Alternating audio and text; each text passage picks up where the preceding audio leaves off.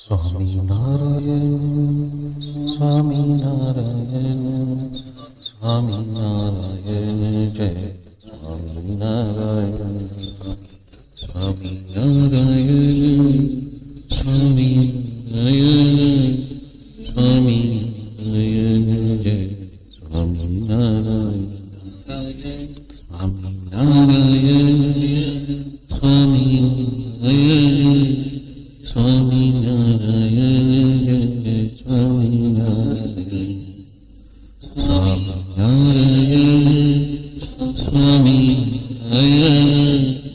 स्वामी नारायण जय स्वामी नारायण स्वामी नारायण स्वामी नारायण स्वामी नारायण जय स्वामी नारायण स्वामी नारायण जय स्वामी नारायण स्वामी नारायण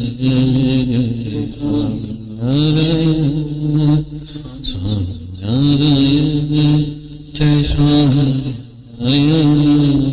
स्वामी नारायण जय स्वामी नारायण स्वामी नारायण जय स्वामी नारायण स्वामी नारायण स्वामी नारायण स्वामी नारायण जय स्वामी नारायण स्वामी नारायण जय स्वामी नारायण स्वामी नारायण जय स्वामी नारायण स्वामी नारायण जय स्वामी नारायण स्वामी नारायण जय स्वामी नारायण।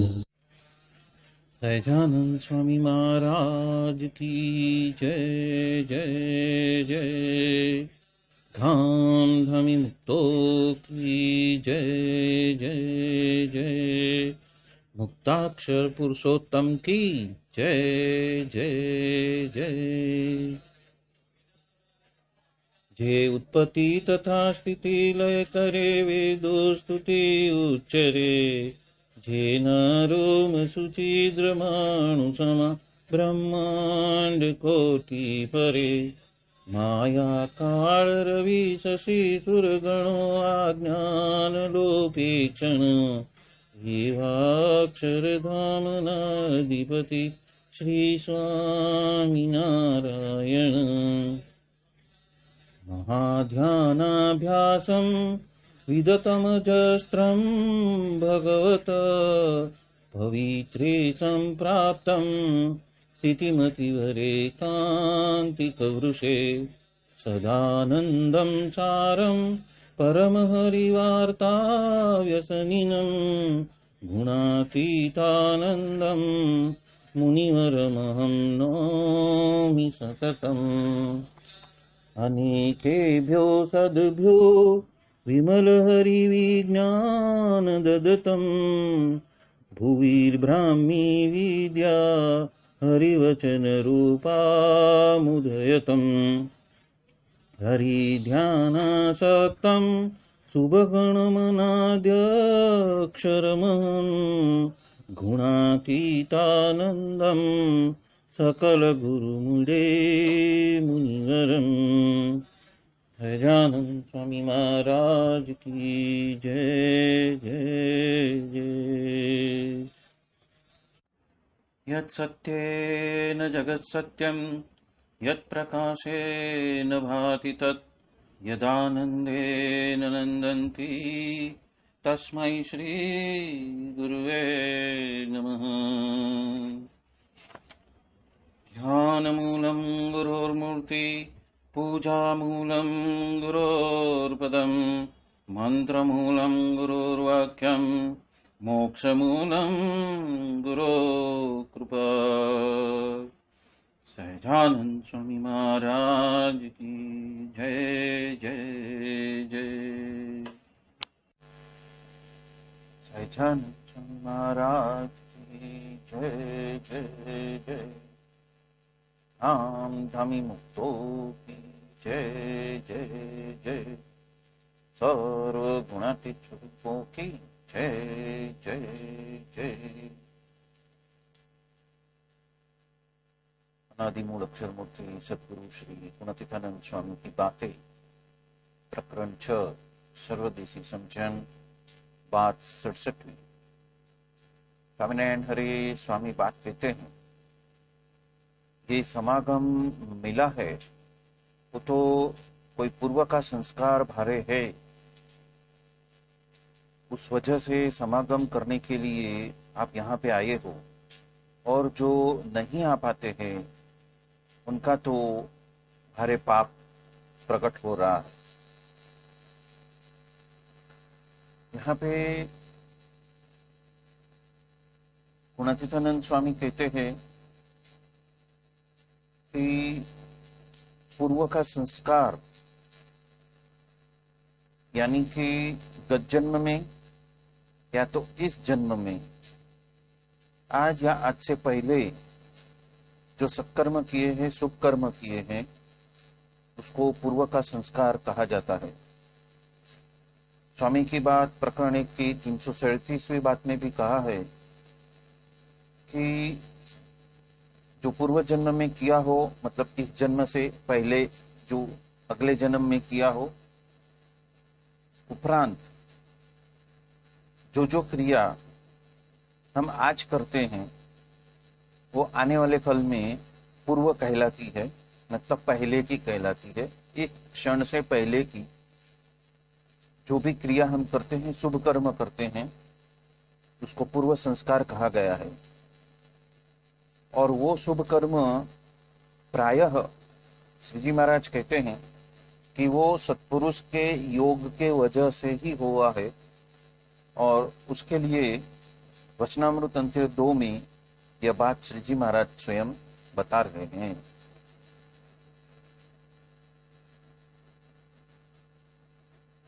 उसका फल तो आज, कल, महीने के पश्चात या 1 साल पश्चात भी मिलेगी, और समाज भी बहुत होएगा।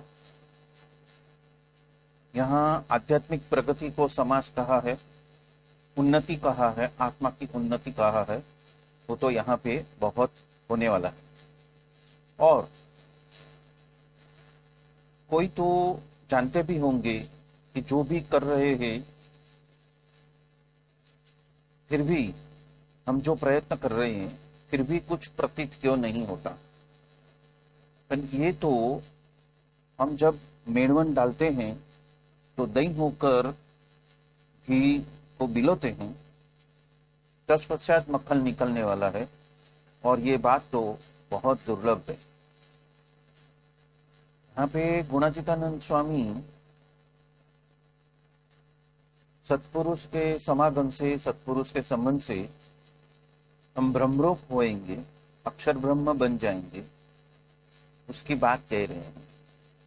जिस तरह से हम दूध के अंदर थोड़ा सा खट्टा दही मिलाते हैं और उसको एक रात भर छोड़ देते हैं, तो सुबह में वो दही बन जाता, और दही बनने के पश्चात हम उसको बिलोते हैं तो मक्खन निकलता है, और उस मक्खन को धीमी आंच पे हम गर्म करते हैं तो शुद्ध घी बनता है। इस तरह से दूध में से शुद्ध घी बनने के लिए जो समय लगता है, या तो जो प्रोसेस में से, जो तरीकों में से पास होना पड़ता है, जो पद्धतियों में से पास होना पड़ता है, उसी तरह ये ब्रह्मरूप होने की जो बात है वो उसी तरह से ही समय लेती है।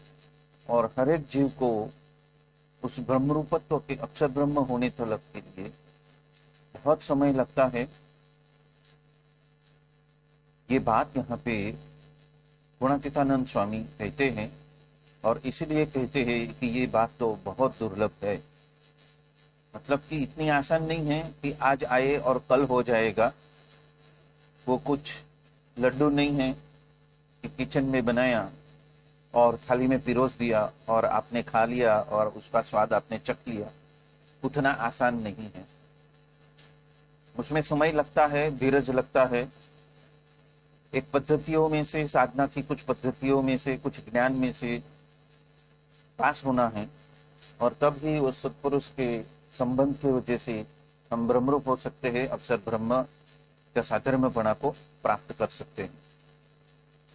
आगे कहते हैं, ये सत्संग तो बहुत हुआ है और सभी पृथ्वी के मानव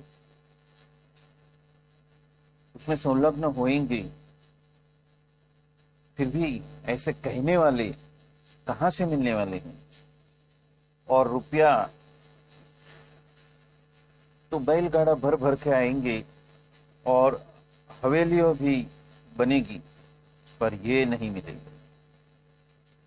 यहाँ पे पृथ्वी के सभी व्यक्तियों की बात की ही है, जिसमें एक व्यावहारिक जगत की बात कही है कि आप जो भी करोगे, या तो खेती करोगे या व्यापार उद्योग करोगे, तो उसके वजह से जो धन है, जो संपत्ति है, वो दोनों होएगा। मतलब धन भी बहुत आएगा और मकान हवेली संपत्ति वगैरह भी बहुत बनेंगे। पर ये जो बातें हैं, जो गुणतीर्थानंद स्वामी हमें कहना चाहते हैं, वो हमें मिलने वाली नहीं है। तो इसकी प्राधान्यता देने के लिए ये सब बातें यहाँ पे कह रहे हैं कि व्यावहारिक जगत में से आध्यात्मिक जगत में आने के लिए हमें उसको प्रथम प्रयत्न करना है, और व्यावहारिक जगत में चलते हुए साथ साथ में उसके सारे नीति नियमों का पालन करते रहना है। तो इसी जन्म में हम जितने जी अक्षरधाम पा सकते हैं। ये बात यहाँ पे कहते हैं कि सिर्फ व्यावहारिक जगत में ही हम ध्यान देंगे तो धन और संपत्ति तो बहुत आएंगे, पर ये बात मिलेगी नहीं और अक्षर ब्रह्म आप हो नहीं सकोगे। तो जो असली मूड़ी है वो आपके हाथ से चली जाएगी। और अब तो किसी बात की कल्पना रखनी नहीं, और ये जीव जब से समझने की तैयारी कर चुका है, उस दिन से आज तक उन्होंने खेड़ की है, व्यापार भी किया है, और फिर भी उसे रोटला और दाल तो मिल जाते हैं। और यदि रुपया का ढगला मिल जाए तो क्या होगा? मतलब कि धीरे धीरे जैसे जैसे आत्मा उन्नत होते जाता है सत्संग के साथ में, जिस तरह से गुणतीर्थानंद स्वामी और स्वामीनारायण भगवान के संबंध को पाए हुए ऐसे परमहंस और साधु संत गांव गांव जाकर ये सारी बातें करते हैं, उस वजह से जो जीव है वो सब कुछ समझने लगा है, इस साधना के बारे में समझने लगा है, उसकी प्राप्ति के बारे में समझ लगता है। और कहते हैं कि आज तक आपने खेती वगैरह भी की है, व्यापार वगैरह भी किया है, तो वो रोटला और दाल तो मिल जाएंगे, पर ज्यादा रुपया मिल जाएगा तो क्या होएगा? तो फिर दुख होएगा। और वो तो हमें जो भगवान मिले हैं वो करेंगे तो होने वाला है। और दाल और रोटला और वस्त्र तो हमने गले में ले लिया है। मतलब कि यहाँ पे भगवान उस वरदान की बात कर रहे हैं जो रामानंद स्वामी के पास में उन्होंने मांग लिया था कि आपके जो भी सत्संगी हो, उनको यदि एक विच्छी का दुख खाने वाला हो तो उनको एक एक रुआड़े में कोटि कोटि विच्छी का दुख हो जाए, पर सत्संगी को कुछ न होए। और उपरांत उनके सत्संगी के प्रारंभ में यदि राम पत्थर लिखा हो तो वो राम पत्थर मुझाए, पर सत्संगी को अन्न वस्त्र के वजह से तो कभी दुखी नहीं होगा। ऐसा जो वरदान उन्होंने रामानंद स्वामी के पास में मांग लिया है। इसलिए वो कहते हैं कि जो भी सत्संग रखेगा अपने जीवन में, उसको प्राधान्यता देगा, तो उसका व्यवहार में यदि प्रारब्ध के वजह से दुख होना का लिखा होएगा तो भी वो उसको आएगा नहीं। और भगवान स्वामीनारायण जो सहजानंद स्वामी हैं वो अपने सर पे ले लेंगे। ये बात यहाँ पे, ये रहस्य की बात यहाँ पे कही है।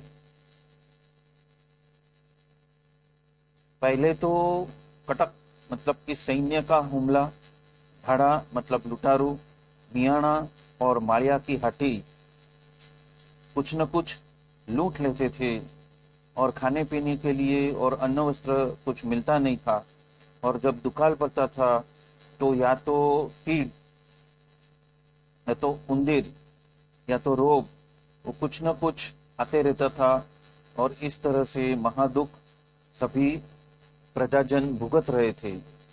और अभी तो वो सानुकूल हो चुका है, और ऐसा दिन तो कभी आया नहीं था, पर अब सानुकूलता प्रतीत होती है। इसलिए भगवान भजने के लिए जो मौका मिला है वो आज ही मिला है। अरे हम 22 साल तक वन में रहे, और 3 दिनों के पश्चात हमें अन्न वगैरह मिलता था। टाढ़ भी सही, मतलब ठंडी भी सही, धूप भी सही, बारिश भी सही, और हिम वर्षा भी सही, और हम ओघा में रहते थे और गोदड़ी भर रहते थे।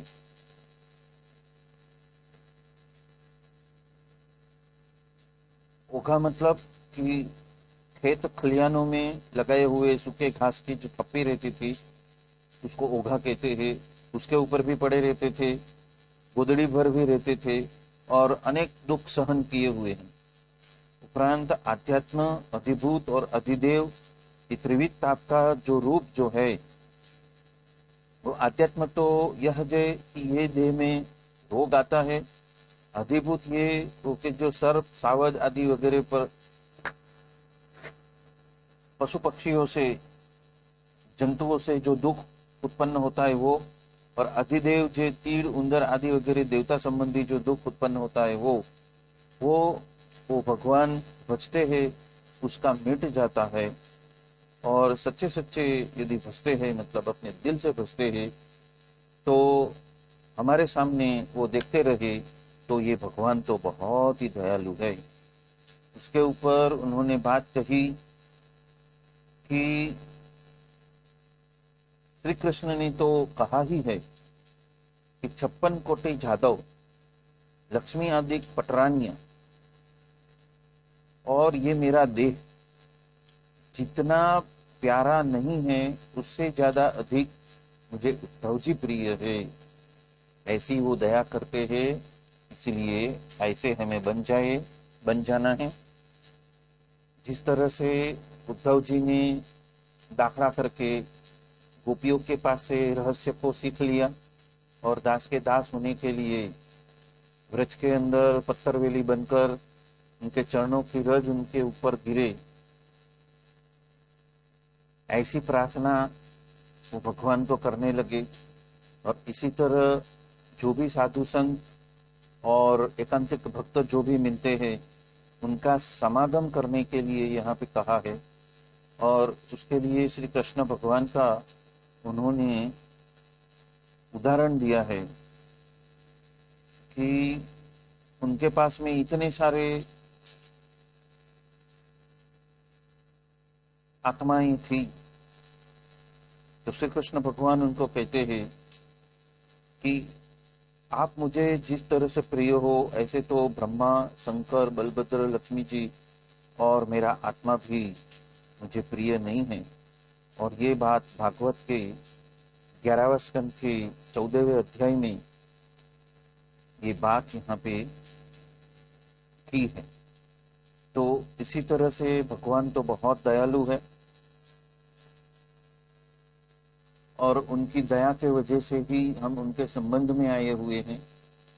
और जिस तरह से उद्धव के ऊपर कृपा की है, उसी तरह से श्री कृष्ण भगवान ने जिस तरह उद्धव के ऊपर दया की, उसी तरह स्वामीनारायण भगवान भी हर एक जीव के ऊपर जो उनकी शरण में आता है उनके ऊपर भी हेत प्रीत बरसाते हैं, और उनके संपूर्ण जीवन व्यवहार का जो कुछ भी जिम्मेदारी वगैरह है वो स्वयं अपने सर पे ले लेते हैं, और अंत प्रेरणा करके उनके सारे जो विघ्न हैं, मतलब कि आध्यात्मिक, अधिभूत और अधिदैविक, ऐसे त्रिविध ताप का जो अड़चन है जो उसके भक्ति के रास्ते में आता है, उसकी समझ के रास्ते में आता है, उसकी रुचि के मार्ग में आता है, उसके लक्ष्य के मार्ग में आता है, उसके लिए विघ्न खड़ा करता है, वो सारे विघ्नों को पार कराने वाले ऐसे दयालु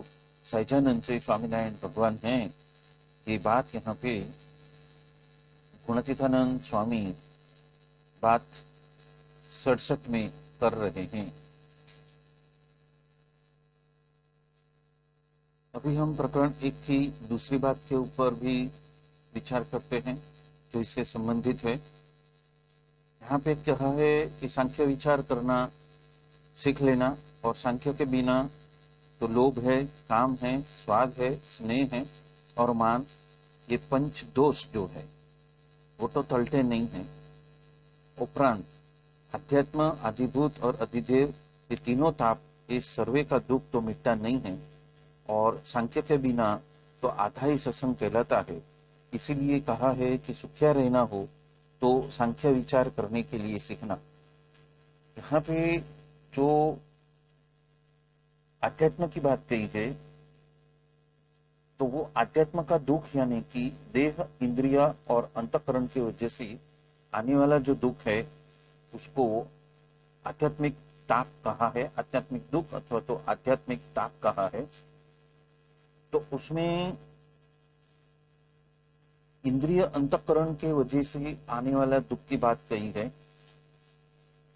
तो वो कौन से दुख है, तो के काम है, क्रोध है, लोभ है, मोह है, ईर्षा है, असूया है, राग द्वेष से जो मानसिक परिताप है, उपरांत ताव वगैरह की पीड़ा है, अतिसार वगैरह जैसे शारीरिक दुख है, उसका नाम है आध्यात्मिक ताप। गुणातीतानंद स्वामी की बात में प्रकरण 2 की 67वीं बात में कहते हैं कि अध्यात्म यानी मन की पीड़ा, और प्रकरण 6 की 65वीं बात में कहते हैं कि अध्यात्म यानी देह में जो रोग आता है उसको आध्यात्मिक परिताप वगैरह कहा गया है। उसी तरह अधिभूत यानी पृथ्वी, जल, तेज, वायु और आकाश, ये जो 5 भूत है, अर्थात कि आदि भौतिक ताप यानी कि 5 भूत से बने हुए प्राणियों की तरफ से आने वाला दुख, जैसे कि सांप है, बिच्छी है, सिंह है, शेर है, चोर है, लुटारा है, राजा है तथा राज्य अधिकारी है वगैरह वगैरह से जो दुख प्राप्त होता है वो है, उसको अधिभूत या तो अधिभौतिक दुख या तो अधिभौतिक परिताप कहते हैं। और उसी तरह अधिदेव यानी कि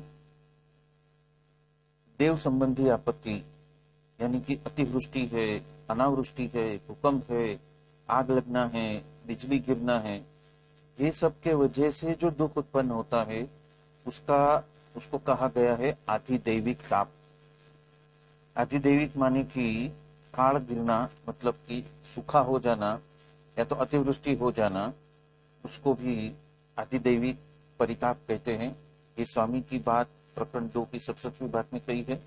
उपरांत अधिदैविक ताप माने तीड़, उंदर आदि वगैरह देवता संबंधी जो दुख उत्पन्न होता है, जो स्वामी की बात में प्रकरण 6 की 65वीं बात में बताई गई है, ये बात कही है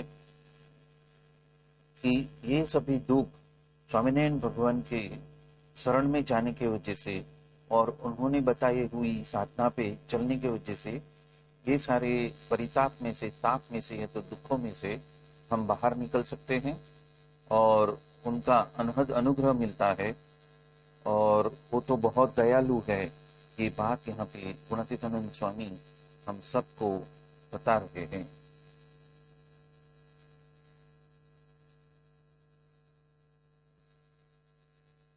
यहाँ भी प्रकरण 1 की दूसरी बात में ये कहा है कि आध्यात्मिक, अधिभौतिक और अधिदैविक, ये तीनों का ताप जो है वो सभी का ताप या तो दुख को पार करने के लिए सांख्य विचार करना।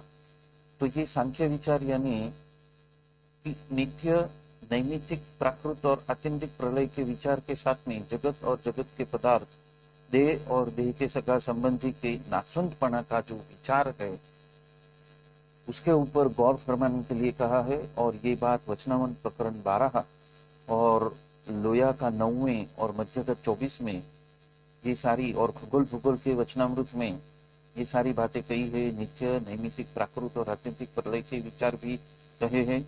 और उपरांत बाकी जो जगत, जगत के पदार्थ और देह के देह संबंधी के नातनपना का विचार करना, ये बात यहाँ पे श्री जी महाराज ने स्वयं बताई है। उपरांत वचनामृत सारंगपुर 1 और 12 में कहते हैं कि देह, इंद्रिया और अंतकरण जो नाशवंत है, दुखरूप है, और देहादिक से भिन्न जो आत्मा है वो सुखरूप है, ऐसा विचार करना और ऐसा ध्यास रखना, ऐसा अनुसंधान रखना, इसको भी सांख्य विचार कहा है। उपरांत वचनामृत अंत्य 27 वरताल 9 और मध्य 1 में उन्होंने कहा है कि जगत संबंधी पंच विषय में सुख तो है ही नहीं, या तो वो सुख अत्यंत अल्प है, तुच्छ है और नाशवंत है, ऐसा विचार धारण करना, उसको भी सांख्य विचार ही कहा है। उपरांत वचनामृत सारंगपुर 1 और अंत्य 27 में भी कहा है कि जो जगत संबंधी पंच विषय अंत में तो वो महादुख रूप ही है, ऐसा विचार और ऐसा जानपना रूप दरवाजे में हमें हमेशा सतत जागृत रहना, उसको सांख्य विचार कहा है। उपरांत वचनामृत अंत्य 47 और अंत्य 14 में भी कहा है कि जगत संबंधी पंच विषय में कभी भी तृप्ति हुई नहीं है और होने वाली भी नहीं है।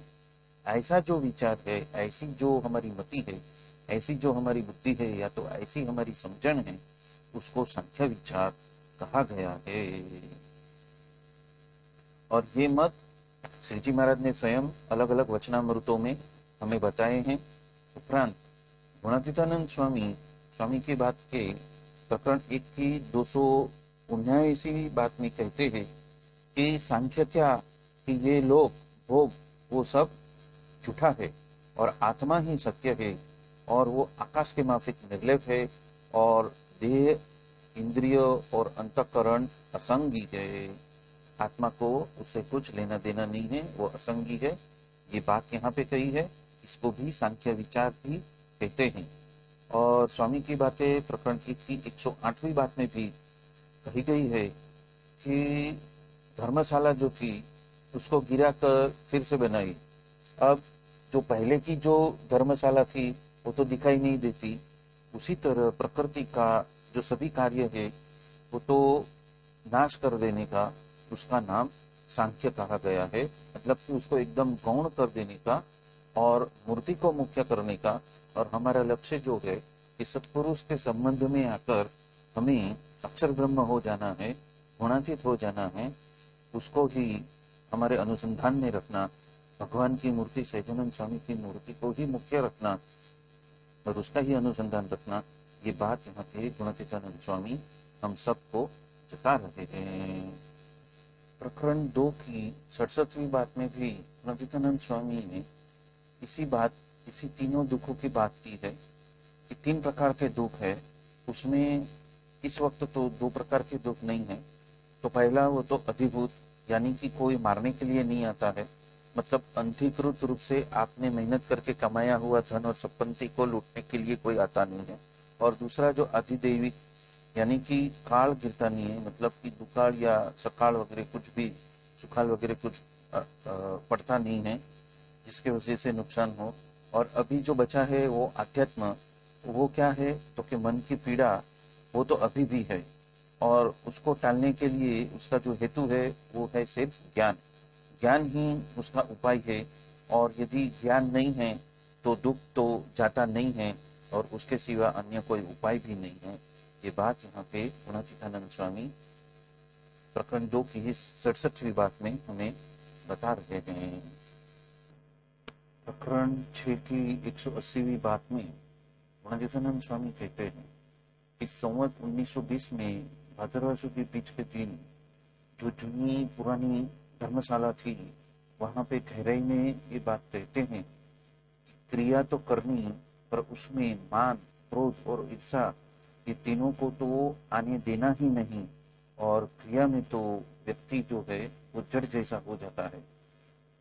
इसलिए उसका उपाय तो यही है कि आज्ञा और वर्तमान का जो पालन करते हैं उसके ऊपर महाराज की निरंतर दृष्टि रहती है, और उसी के वजह से हम ये जो तीनों ताप है, जो तीनों परिताप है, उससे पार उनकी ही कृपा के वजह से हम पार हो सकते हैं, और वो ही रक्षा करने वाले हैं और वो रक्षा करते हैं। इसके वजह से हम ऐसे विघ्नों को भी हम पार करते हुए देख सकते हैं। ये बात यहाँ पे गुणातीतानंद स्वामी प्रकरण 6 की 67वीं बात में कहते हैं। बोलो सत्यानंद स्वामी महाराज की जय जय जय। धाम धमी मुक्तो की जय जय जय। सर्व गुणातीत सत्पुरुषों की जय जय जय। जय स्वामीनारायण। स्वामी नारायण स्वामी नारायण स्वामी नारायण जय स्वामी नारायण स्वामी नारायण स्वामी नारायण स्वामी नारायण जय स्वामी नारायण स्वामी नारायण स्वामी नारायण स्वामी नारायण जय स्वामी नारायण स्वामी नारायण स्वामी नारायण स्वामी नारायण जय स्वामी नारायण स्वामी नारायण स्वामी नारायण जय स्वामी नारायण जय स्वामी नारायण स्वामी नारायण जय स्वामी नारायण